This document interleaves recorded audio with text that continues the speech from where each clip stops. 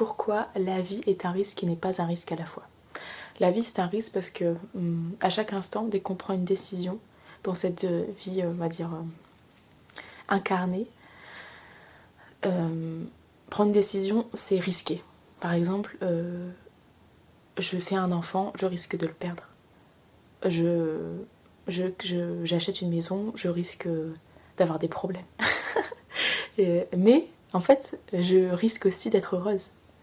J'ai un enfant, je risque d'avoir des moments où je sais pas quoi faire et je risque d'avoir plein de moments d'émerveillement. J'achète une maison, je risque d'avoir des temps où je me dis mais qu'est-ce que j'ai fait, et plein de temps où je me dis aussi je peux recevoir les gens quand je veux et j'ai un beau jardin et je peux faire un potager et blablabla. Et à chaque fois je prends le risque de me mettre à une formation, je sais pas si ça va me plaire, ça me plaît, bah super, genre, je crée des outils, ça me plaît pas, super, j'ai appris que c'est pas ce qui me va. En réalité, plus je vis, plus en fait ça veut dire faire des choix, et plus je vois que le risque n'est pas un si gros risque. Parce que quel est le risque à part vivre des émotions et s'équilibrer et se connaître et mieux connaître l'autre et aimer. Parce que quand je risque d'être triste, c'est parce que en fait je prends le risque d'aimer. Quand je risque de perdre, c'est parce que je risque le pari de créer. Et de toute façon, toute création m'apportera au moins à l'intérieur. Donc,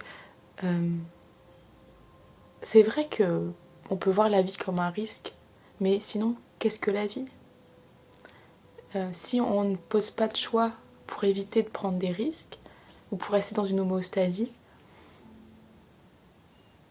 de quel goût est la vie ? Après, si c'est celle qui vous convient, c'est super. Mais j'interroge juste sur quel est le goût de la vie pour vous.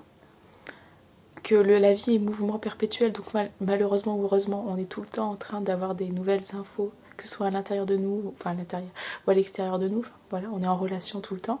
Et donc il y a forcément des fois des choix à poser.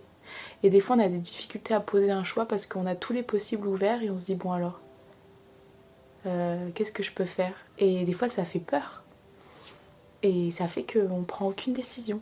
Mais aucune décision ne nous satisfait pas parce que du coup on ne peut pas mettre en avant notre possibilité de création. Mais à la possibilité de création va la même polarité que la capacité de détruire. Et forcément pour créer il faut détruire. Par exemple il faut détruire d'autres possibilités pour le moment, à l'instant où on choisit, ou il faut détruire des parties de soi pour en recréer d'autres, ou en tout cas les intégrer et détruire, ça peut être aussi intégrer pour créer autre chose, intégrer une perte ou intégrer une nouvelle partie de soi pour créer autre chose. Mais les deux vont ensemble. Il faut être d'accord que le risque, c'est le risque de vivre en fait. Sinon, on ne peut pas vivre parce qu'on est en interaction. Et c'est aussi la joie à un endroit de risquer. Parce qu'en fait, on se rend compte qu'au bout d'un moment, il n'y a plus vraiment de risque à part rebondir. Mais là, le seul fait qu'on ait fait tout le temps des choix permet de voir que petit à petit, vous allez gagner en assurance et voir que vous savez toujours rebondir. Il y a toujours des solutions. Si vous avez la possibilité et les moyens d'aller de poser des actions, d'aller vers l'extérieur, d'aller chercher des informations, etc., il y a toujours quelque chose qui va vous permettre de rebondir. Et dans ce qui est de la notion plus différente des deuils et des rencontres,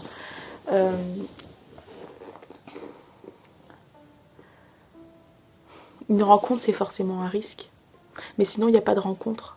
Si par exemple je suis à côté de l'autre mais que je refuse d'ouvrir qui je suis et que l'autre se refuse de me parler de lui, il n'y a aucune rencontre, il y a juste être à côté l'un de l'autre, mais je ne suis ni enrichie.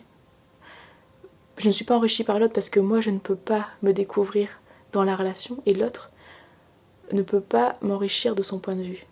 Donc je ne suis ni touchée ni pas touchée, ça c'est sûr. Mais il ne se passe rien de spécial. Et la plupart du temps on a envie de vivre des émotions, mais il faut accepter que dès lors qu'on est touché, c'est pour ça qu'on est dans la rencontre. C'est parce que je suis touchée par l'autre et que l'autre me touche. Et c'est ça aussi qui est beau et qui fait aussi qu'on peut créer et détruire dans la relation quelque chose. Mais c'est aussi ça qui est beau, c'est-à-dire que des choses vont être découvertes grâce à cette relation, des choses vont se finir, des choses vont être pas détruites, mais je veux dire être... Si, des fois ça peut être détruit, des croyances peuvent être détruites, mais il n'y a pas un mal à la destruction, parce que c'est le même processus que la création. Et c'est même en même temps en fait. Et souvent on a peur de détruire, on a peur de blesser, on a peur de... Mais en fait c'est ça aussi qui fait grandir une relation et qui permet de vivre l'amour. Parce que l'amour c'est forcément un endroit, être touché viscéralement. Et évidemment que l'autre, par exemple, si je suis pas bien, je vais impacter l'autre. Si je vais bien, je vais impacter l'autre aussi. C'est-à-dire, il faut être d'accord d'avoir les deux polarités. Je ne peux pas vouloir que les avantages, entre guillemets, le positif d'être avec l'autre. Mais c'est pas un positif et un négatif, c'est la relation qui me nourrit. C'est qu'est-ce que j'en fais, c'est le choix d'être ensemble. Et du coup, de se rencontrer chaque jour et de se ré-rencontrer chaque jour, de se laisser toucher, d'où s'ouvrir à sa vulnérabilité. Et le seul risque, c'est quoi ? C'est de vivre des émotions, c'est d'être triste. Mais pourquoi on est triste ? Parce qu'en fait, on a ouvert son cœur, donc on s'est découvert. On a découvert qui nous sommes, à savoir l'amour. Si vous êtes triste,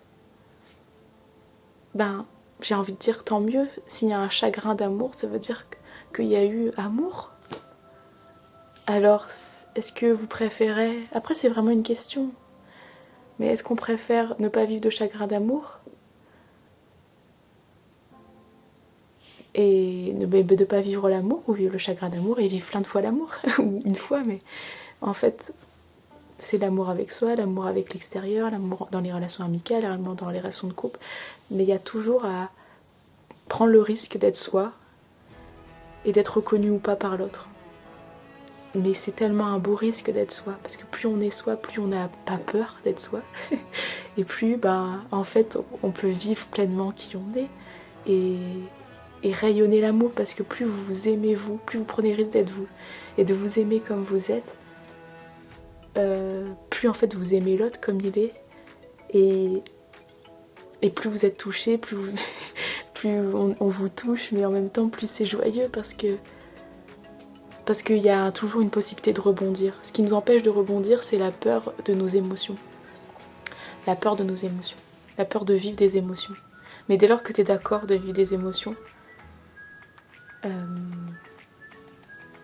et de savoir qu'en fait c'est parce que finalement tu as une vraie rencontre, quoi. C'est beau, ça veut dire que tu t'es donné, quoi. Que tu as réussi à te donner et recevoir l'autre. C'est vraiment merveilleux. Et c'est vrai que peut-être alors ça peut être intéressant de voir que quelque chose de toi est toujours n'est pas impacté, dans le sens où tu vas pas mourir parce que tu vis la tristesse. Et ça, c'est peut-être l'apport de la méditation et de la pleine conscience, de voir que il y a un fond stable et très dans l'amour qui est là et qui te permet après d'être touché. Et c'est pour ça que on parle du non-attachement dans tout ce qui est bouddhisme, etc. Ou même dans les spiritualités, on dit ne pas s'attacher, ça veut pas dire être détaché et froid. C'est pas ça. Mais c'est juste que comme tu sais qu'à un endroit, il y a une très grande stabilité dans juste le fait d'accueillir ce qui est comme c'est, tu peux justement être pleinement touché et vivre pleinement ta vie. Et j'ai envie de dire, même plus en fait tu acquiers ça, plus tu es détaché, dans le sens où tu n'attends pas quelque chose de la vie en particulier, tu n'attends pas quelque chose de la rencontre, tu n'attends pas quelque chose de ce que tu donnes, tu donnes. Et en fait, tu es pleinement toi. Et donc tu es pleinement l'amour qui a envie de se donner. Et en fait, du coup, il y a pas de il y a pas de problème entre guillemets, mais et justement, c'est tout le contraire d'être froid. C'est être pleinement, intensément là, parce que finalement, quelque chose en toi, c'est vrai, est touché ici, et en même temps, il y a quelque chose qui est toujours ok d'être touché en fait, et de dire ok, c'est merveilleux parce que c'est la vie, et je préfère 100 000 fois être touchée et rebondir, parce qu'en fait, j'ai cette partie-là qui qui est joyeuse en fait, de vivre, que de me couper de tout. Et du coup d'être contractée et de ne pas me découvrir, parce que c'est en étant dans la rencontre et justement en essayant de rencontrer l'autre, donc en fait d'être dans l'amour, parce que rencontrer l'autre ça veut dire oui à ce qui est à l'extérieur de soi et en soi, mais aussi à l'extérieur.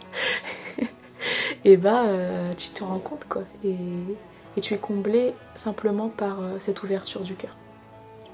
Bon voilà, j'ai envie de parler du risque de la vie et de l'amour. Je crois que c'est fait.